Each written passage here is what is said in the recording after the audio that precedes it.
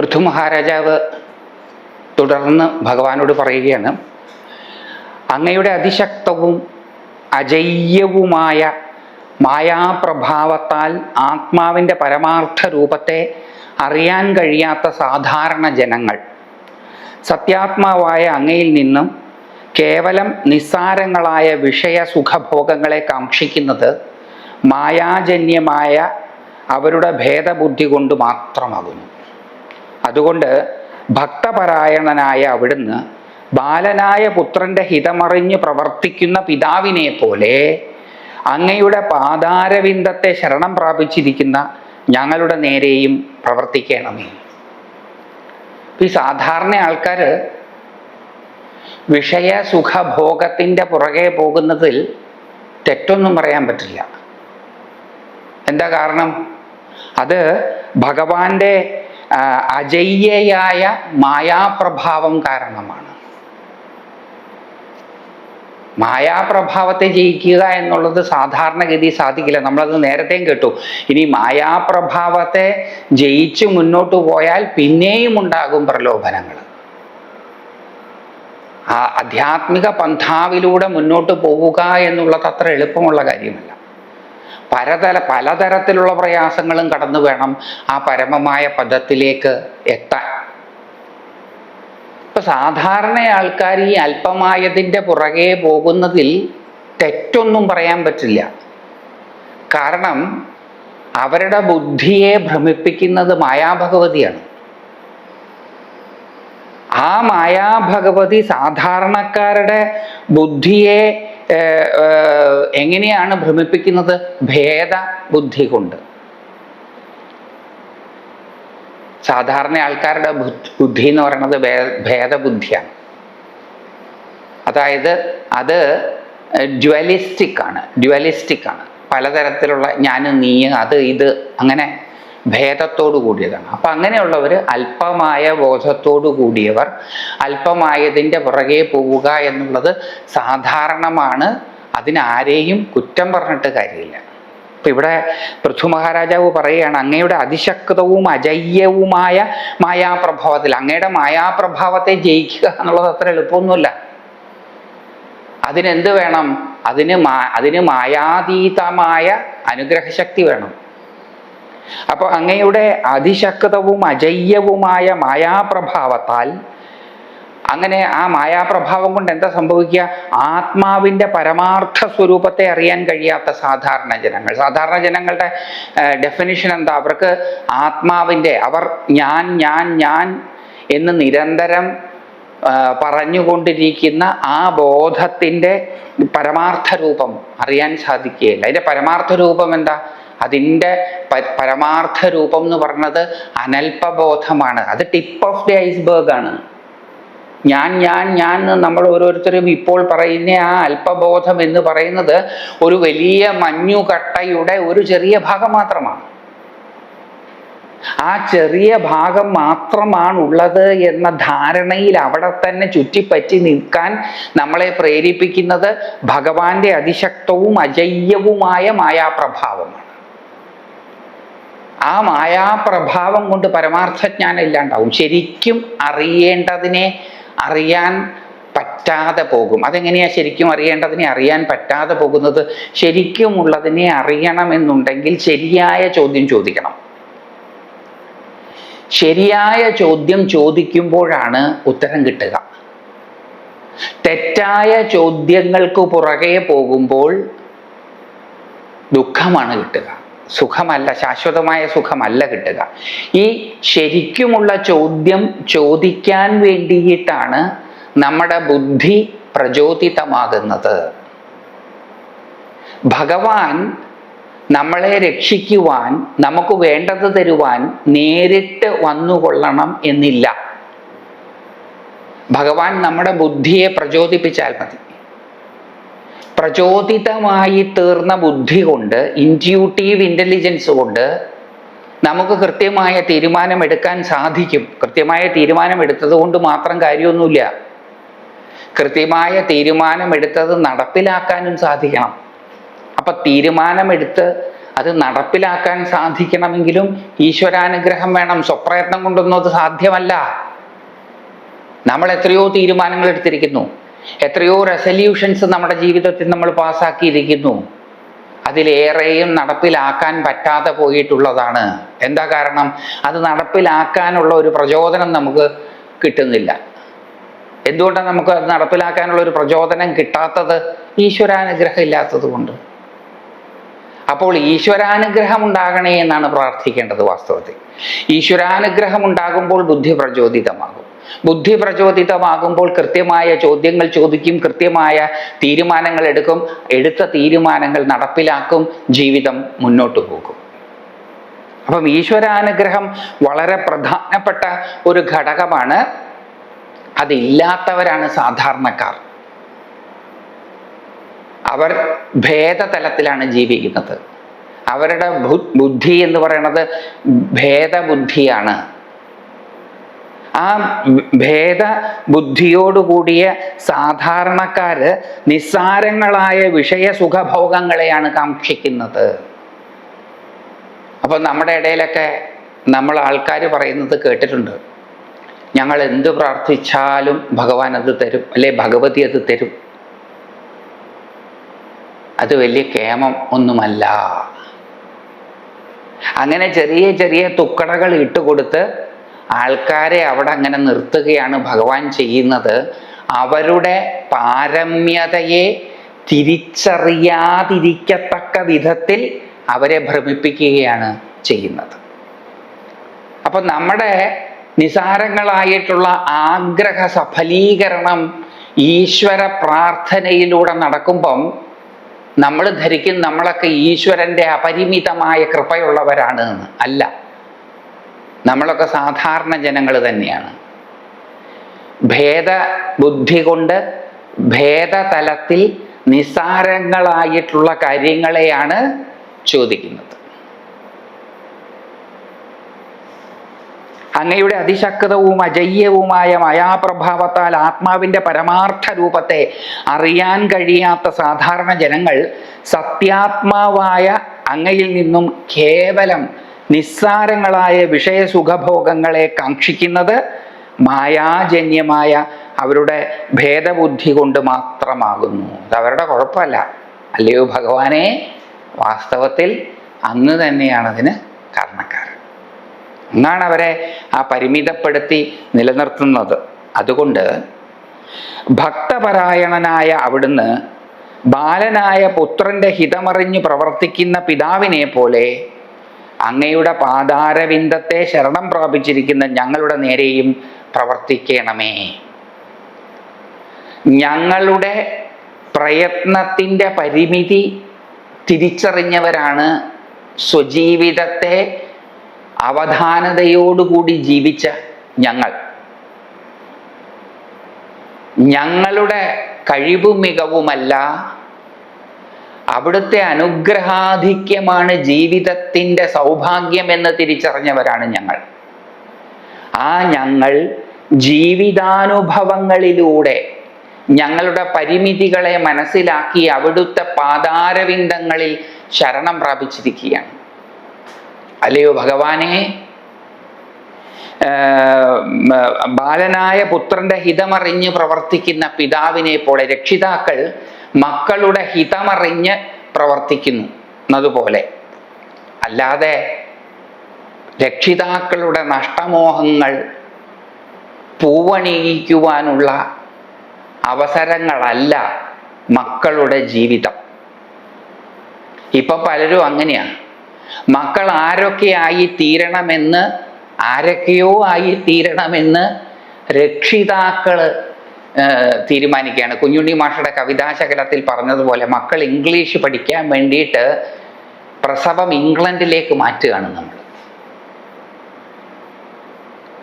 മക്കൾക്ക് അവരുടേതായിട്ടുള്ള സ്പേസ്, ഇടം കൊടുക്കാതെ, അവർക്ക് അവരുടേതായിട്ടുള്ള ഇഷ്ടങ്ങൾ പിന്തുടരുവാൻ അവസരം കൊടുക്കുവാതെ, അവരുടെ ഭാവിയെ മുതിർന്നവർ എന്ന് കരുതുന്ന നമ്മൾ തീരുമാനിക്കുമ്പോൾ അവർ ഭാവിയില്ലാത്തവരായി പോകുന്നു.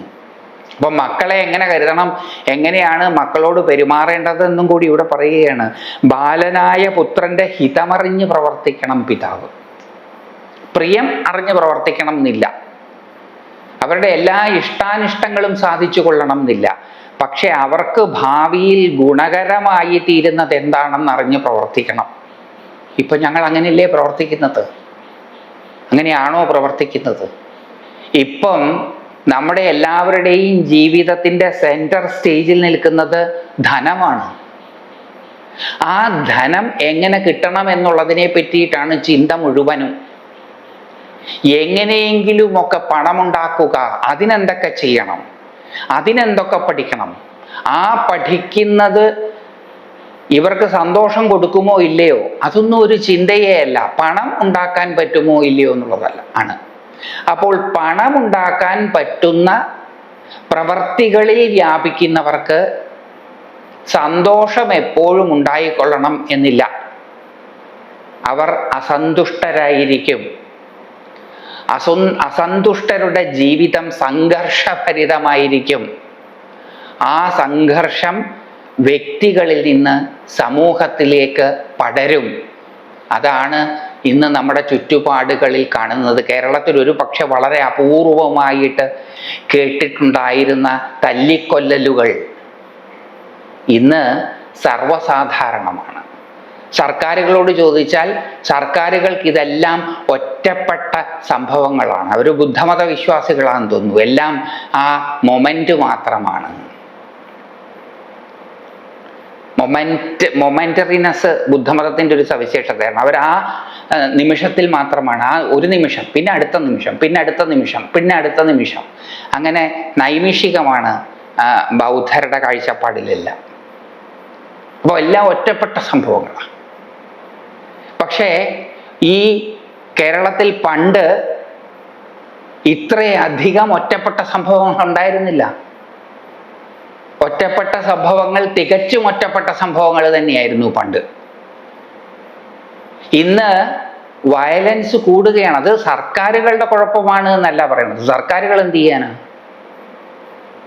അത് ഭരണാധികാരികളുടെ കുഴപ്പമല്ല, അത് രക്ഷിതാക്കളുടെ കുഴപ്പമാണ്. ഇഷ്ടമല്ലാത്ത പ്രവർത്തികളിൽ ഏർപ്പെടാൻ മക്കളെ പണം കിട്ടും എന്നുള്ളത് കൊണ്ട് ഇഷ്ടാനിഷ്ടങ്ങളെ വിസ്മരിച്ച് കഴിവുകളെ തമസ്കരിച്ച് ഇഷ്ടമല്ലാത്ത വിഷയങ്ങൾ പഠിച്ച് പ്രവർത്തികളിൽ ഏർപ്പെടാൻ പ്രേരിപ്പിക്കുന്ന മുതിർന്ന തലമുറ ഇളം തലമുറയ്ക്ക് പകർന്നു കൊടുക്കുന്നത് അസന്തുഷ്ടിയും സംഘർഷവുമാണ്.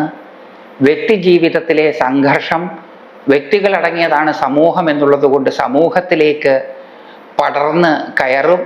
അതിൻ്റെ പ്രതിഫലനമാണ് നമ്മുടെ നാട്ടിൽ മാത്രമൊന്നുമല്ല, ലോകം മുഴുവൻ നമുക്ക് കാണാൻ സാധിക്കുന്നത്. ഒരു കാരണവുമില്ലാതെ ഒരാൾ തോക്കുമായിട്ടൊരു സ്കൂളിലേക്ക് കയറി ചെല്ലുന്നു, അവിടെ തുരുതുരാ വെടിയുതിർക്കുന്നു, എന്നിട്ട് സ്വയം വെടിവെച്ച് മരിക്കുന്നു. വികസിത നാടുകളിൽ സംഭവിക്കുന്നതാണ്, അവികസിത നാടുകളിലല്ല, വികസിത നാടുകളിൽ. ഇതൊക്കെ എന്തുകൊണ്ടാണ് എന്ന് ചിന്തിക്കണ്ടേ? ധനം പലർക്കുമുണ്ട്, പക്ഷേ സമാധാനവും സന്തോഷവും ഭൂരിപക്ഷം ആൾക്കാർക്കും ഇല്ല. അപ്പോൾ ഏതുപോലെയാണോ ഒരു പിതാവ് തൻ്റെ പുത്രൻ്റെ ഹിതമറിഞ്ഞ് പ്രവർത്തിക്കുന്നത്, അങ്ങനെയാണ് പ്രവർത്തിക്കേണ്ടത്. അതിന് മക്കളുമായിട്ട് ടൈം സ്പെൻഡ് ചെയ്യണം. നമുക്കൊരാളെ അറിയണമെങ്കിൽ, ഒന്നിനെ അറിയണമെങ്കിൽ അതുമായിട്ട് നമ്മൾ സമയം ചെലവഴിച്ചാൽ മാത്രമേ അത് നമുക്ക് എന്താണെന്ന് വെളിപ്പെട്ട് കിട്ടുകയുള്ളൂ. ഇന്ന് മക്കളുടെ കൂടെയൊക്കെ സ്പെൻഡ് ചെയ്യാൻ രക്ഷിതാക്കൾക്ക് എവിടെയാ സമയം? രണ്ടു കൂട്ടരും, അച്ഛനും അമ്മയും നെട്ടോട്ടമാണ്. നെട്ടോട്ടം ഓടാതെ ജീവിതത്തിൻ്റെ രണ്ടാറ്റവും കൂട്ടുമുട്ടിക്കാനും പറ്റില്ല. ഇപ്പം എനിക്ക് തോന്നുന്നത് ഇനിയുള്ള കാലങ്ങളിൽ മക്കൾ ഉണ്ടാകണമെന്നുണ്ടെങ്കിൽ സർക്കാരുകൾ ലൈസൻസ് കൊടുക്കേണ്ടി വരും. എഴുത്ത് പരീക്ഷയോ ഇൻ്റർവ്യൂയോ ഒക്കെ പാസ്സായതിന് ശേഷം വേണം കുട്ടികളുണ്ടാകാൻ. അല്ലെങ്കിൽ എന്താ പ്രശ്നം എന്ന് വെച്ചാൽ നോക്കാൻ സമയമില്ല ആർക്കും മക്കളെ. മക്കൾക്കാണെങ്കിൽ അച്ഛനമ്മമാരുടെ ശ്രദ്ധ അനിവാര്യമാണ് താനും. ശ്രദ്ധ കിട്ടാതെ അസംതൃപ്തരും അസന്തുഷ്ടരുമായി വളരുന്ന ഈ തലമുറ ലോകത്തിന് എന്ത് സംഭാവനയായിരിക്കും ചെയ്യുന്നത്? അപ്പോൾ മക്കളുണ്ടാകാത്തതിന് ഉരുളി കമഴ്ത്താൻ പോകുന്നവർ, മക്കളുണ്ടാകാത്തതിന് ഫെർട്ടിലിറ്റി ക്ലിനിക്കുകളിൽ ചികിത്സയ്ക്ക് പോകുന്നവർ, മക്കളുണ്ടാകാൻ വേണ്ടി വ്രതങ്ങൾ അനുഷ്ഠിക്കുന്നവർ, ഒരു കാര്യം ഇവിടെ ആലോചിക്കേണ്ടതാണ്. മക്കൾ ഉണ്ടാവുകയാണെങ്കിൽ ക്വാളിറ്റി ടൈം അവർക്ക് വേണ്ടി കൊടുക്കുവാൻ നിങ്ങളുടെ കയ്യിലുണ്ടോ? പണം മാത്രമല്ല, അവർക്ക് ഡ്രസ്സ് വാങ്ങിക്കൊടുക്കാൻ, ബ്രാൻഡഡ് ഡ്രസ്സ് വാങ്ങിക്കൊടുക്കാൻ പറ്റുമോ? ഏറ്റവും നല്ല ഫാസ്റ്റ് ഫുഡുകൾ അവർക്ക് അവൈലബിൾ ആക്കി കൊടുക്കാൻ പറ്റുമോ? ഏറ്റവും നല്ല വിദ്യാഭ്യാസ സ്ഥാപനത്തിൽ അവരെ പഠിപ്പിക്കാൻ പറ്റുമോ? അതല്ല ചോദ്യം. നിങ്ങൾക്ക് അവരെ വേണ്ടതുപോലെ ശ്രദ്ധിക്കുവാൻ പറ്റുമോ? നിങ്ങൾക്ക് അവരെ മനസ്സിലാക്കുവാൻ ചെലവഴിക്കാൻ സമയമുണ്ടോ, പണമുണ്ടോ എന്നുള്ളതല്ല ചോദ്യം. അവരുടെ ഹിതമറിഞ്ഞ് അവരെ പ്രോത്സാഹിപ്പിക്കുവാനും നിരുത്സാഹപ്പെടുത്തുവാനും മുന്നോട്ട് കൊണ്ടുപോകുവാനും നിങ്ങൾക്ക് സാധിക്കുമോ? ഒരു ജോലി ഏത് ഉത്തരവാദിത്വത്തോടു കൂടിയാണോ ഏറ്റെടുക്കുന്നത്, അതേ ഉത്തരവാദിത്വത്തോടു കൂടി തന്നെ വേണം ഒരു കുഞ്ഞിനെ ജനിപ്പിക്കാൻ. ഇതിനൊന്നും സമയമില്ല എന്നുണ്ടെങ്കിൽ ഇപ്പണിക്ക് പോകാതിരിക്കുന്നതാണ് നല്ലത്. മക്കളുണ്ടായില്ല എന്ന് വിചാരിച്ചു ഒരു കുറവുമില്ല, പോപ്പുലേഷൻ ധാരാളമുണ്ട് ഈ നാട്ടില്, അതുകൊണ്ട് വംശനാശം അടുത്തൊന്നും ഈ ജനുസിന് വരില്ല, മനുഷ്യൻ എന്ന ജനുസിന്. അതുകൊണ്ട് അതിനെപ്പറ്റി ഒന്നും പേടിക്കേണ്ട ആവശ്യമില്ല. അതുകൊണ്ട് മക്കൾ ഉണ്ടാകണമെന്ന് ആഗ്രഹിക്കുന്ന ഉരുളി കമഴ്ത്താൻ പോകുന്നു, IV ട്രീറ്റ്മെന്റ് എടുക്കുന്നു, വ്രതങ്ങൾ എടുക്കുന്നു. അവരൊന്ന് ആലോചിക്കണം, മക്കൾ ഉണ്ടായാൽ ക്വാളിറ്റേറ്റീവ് ടൈം സ്പെൻഡ് ചെയ്യാൻ പറ്റുമോ? പറ്റില്ലെങ്കിൽ ഈ പണിക്ക് പോകരുത്. പിന്നെ ഈ മക്കൾ അങ്ങോട്ട് ആകെ വയലന്റ് ആവുകയാണ്, മക്കൾക്ക് അത് പ്രശ്നം ഇത് പ്രശ്നം, പിന്നെ സൈക്കോളജിസ്റ്റിന്റെ അടുത്ത് പോവുകയാണ്, സൈക്യാട്രിക് ട്രീറ്റ്മെന്റ് എടുക്കുകയാണ്, ഇല്ലാത്ത സമയമൊക്കെ ഉണ്ടാക്കി സൈക്കോളജിസ്റ്റിന്റെ അടുത്ത് പോകേണ്ടി വരും, കൗൺസിലിങ്ങിന് ഇരിക്കേണ്ടി വരും. മക്കളെ മാത്രമായിട്ട് ഒരു കൗൺസിലറും ട്രീറ്റ് ചെയ്യല്ല. മക്കളെ ട്രീറ്റ് ചെയ്യണമെന്നുണ്ടെങ്കിൽ അച്ഛനമ്മമാർക്കും കൗൺസിലിംഗ് കൊടുക്കണം. ഇപ്പൊ ഈ പണിക്ക് പോകണമെന്ന് ആലോചിച്ചിട്ട് വേണം. ഇവിടെ ആ കാര്യവും കൂടി നമ്മളെ ഓർമ്മപ്പെടുത്താനായിരിക്കാം വ്യാസഭഗവാൻ ഈ കാര്യം പറഞ്ഞത്. ബാലനായ പുത്രന്റെ പുത്രിയുടെയും. ഇപ്പൊ പുത്രൻ പുത്രി എന്നൊക്കെ പറയാൻ പറ്റില്ലല്ലോ. അപ്പൊ ഇത് ജെൻഡർ ബയാസ്ഡൊന്നുമല്ല. ഇവിടെ പുത്രൻ കൊണ്ട് ഉദ്ദേശിക്കുന്നത് പുത്രിയുമാണ്. ബാലനായ പുത്രന്റെ ഹിതമറിഞ്ഞ് പ്രവർത്തിക്കുന്ന പിതാവിനെ പോലെ, മാതാവിനെ പോലെ, അങ്ങയുടെ പാതാരവിന്ദത്തെ ശരണം പ്രാപിച്ചിരിക്കുന്ന ഞങ്ങളുടെ നേരെയും പ്രവർത്തിക്കണമേ. ഞങ്ങളെ മനസ്സിലാക്കി. അപ്പം നമ്മളെ മനസ്സിലാക്കണമെങ്കിൽ എന്ത് വേണം? നമ്മളുമായിട്ട് ക്വാളിറ്റേറ്റീവ് ടൈം ഈശ്വരൻ സ്പെൻഡ് ചെയ്യണം. ഈശ്വരൻ അത് സ്പെൻഡ് ചെയ്യുന്നുണ്ട്. എങ്ങനെയാ? നമ്മൾ ഓരോരുത്തരുടെയും സ്വരൂപം ഈശ്വരനാണ്. ഈശ്വരന്റെ എബ്രിഡ്ജ്ഡ് വേർഷനാണ് നമ്മൾ. അപ്പൊ ഈശ്വരന് നമ്മളെ വളരെ ഇൻറ്റിമേറ്റ് ആയിട്ട് അറിയാം. അതുകൊണ്ട് നമ്മുടെ ഹിതം എന്താണെന്ന് ഭഗവാൻ അറിയാം ശരിക്കും. ആ ഹിതം ഭഗവാൻ നടപ്പിലാക്കുമ്പോൾ അതിന് വഴങ്ങിക്കൊടുത്താൽ മതി. അപ്പോൾ അങ്ങയുടെ പാതാരവിന്ദത്തെ ശരണം പ്രാപിച്ചിരിക്കുന്ന ഞങ്ങളുടെ നേരെയും പ്രവർത്തിക്കണേ. അങ്ങ് ഞങ്ങളുടെ ഭേദബുദ്ധിയെ ഉപയോഗിച്ച് ഞങ്ങളെ ഭ്രമിപ്പിച്ച് പലതിൻ്റെയും പുറകെ ഓടിക്കല്ലേ. ശാശ്വതമായ ആ സമാധാനം പകർന്നു കിട്ടുവാൻ ഞങ്ങളെ പ്രേരിപ്പിക്കണേ. ഞങ്ങളുടെ ജീവിതത്തിൽ നിത്യസമാധാനവും സന്തോഷവും ഉണ്ടാകുന്ന പ്രവർത്തികളിൽ ഏർപ്പെടുവാൻ ഞങ്ങളുടെ ബുദ്ധിയെ പ്രചോദിപ്പിക്കണേ. അതാണ് പൃഥുവിൻ്റെ പ്രാർത്ഥന. മൈത്രേയ മുനി തുടർന്ന് കഥ വിദുരരോട് പറയുകയാണ്. മൈത്രേയ ഉവാച. ഇത്രയും പറഞ്ഞു കഴിഞ്ഞപ്പം എന്താ സംഭവിച്ചത് എന്ന് മൈത്രേയ മുനി പറയുകയാണ്. മൈത്രേയ മുനി പറഞ്ഞു, ഇപ്രകാരം ആദിരാജാവായ പൃഥുവിനാൽ സ്തുതിക്കപ്പെട്ട സർവസാക്ഷിയായ ഭഗവാൻ അദ്ദേഹത്തോട് പറഞ്ഞു, മഹാരാജാവേ, അങ്ങേക്ക് എന്നിൽ കാക്ഷിച്ച വിധത്തിലുള്ള ഭക്തി ഉണ്ടാകട്ടെ. അങ്ങയുടെ ബുദ്ധി വിഷയസുഖങ്ങളാൽ ആകർഷിക്കപ്പെടാതെ എന്നിൽ ദൃഢമായി ഉറച്ചത് എത്രയും ശ്രേയസ്കരമാകുന്നു. ഈ വിധത്തിലുള്ള ഭക്തി കൊണ്ടാണ് ഉപേക്ഷിക്കാൻ ഏറെ പ്രയാസമുള്ള എൻ്റെ മായയെ ഭക്തന്മാർ മറികടന്നിരിക്കുന്നത്. അപ്പം മൈത്രേയ മുനി പറയുകയാണ്, ഇപ്രകാരം നമ്മളിപ്പം വളരെ വിസ്തരിച്ച് കേട്ടു. ഇപ്രകാരം ആദിരാജാവായ പൃഥുവിനാൽ സ്തുതിക്കപ്പെട്ട, അപേക്ഷിക്കപ്പെട്ട സർവസാക്ഷിയായ ഭഗവാൻ എല്ലാം കണ്ടുകൊണ്ടായിരിക്കുന്നത്. ഇടപെടലുകൾ നടത്തണമെങ്കിൽ ഭഗവാനെ അപ്രോച്ച് ചെയ്യണം. ഭഗവാൻ ഒന്നിലും അനാവശ്യമായിട്ട് ഇന്റർഫിയർ ചെയ്യില്ല. നമ്മുടെ ആരുടെയും ജീവിതത്തിൽ അനാവശ്യമായിട്ട് ഇന്റർഫിയർ ചെയ്യില്ല. അദ്ദേഹം സർവസാക്ഷിയായിട്ട് നിൽക്കുക, എല്ലാം കണ്ടും കേട്ടും കൊണ്ട് നിൽക്കുകയാണ്. സർവസാക്ഷിയായ ഭഗവാൻ അദ്ദേഹത്തോട് പറഞ്ഞു, മഹാരാജാവേ, അങ്ങേക്ക് എന്നിൽ കാക്ഷിച്ച വിധത്തിലുള്ള ഭക്തി ഉണ്ടാകട്ടെ. അദ്ദേഹം പറഞ്ഞു, അദ്ദേഹം വരം എന്താ വേണ്ടതെന്ന് വെച്ചാൽ ചോദിച്ചോളാൻ പറഞ്ഞല്ലോ. ഇതാണ് പൃഥു മഹാരാജാവ് ചോദിച്ച വരം, അത് അങ്ങേക്ക് ഉണ്ടാകട്ടെ എന്ന് അദ്ദേഹം അനുഗ്രഹിച്ചു. ബാക്കി നമുക്ക് അടുത്ത പ്രാവശ്യം കേൾക്കാം.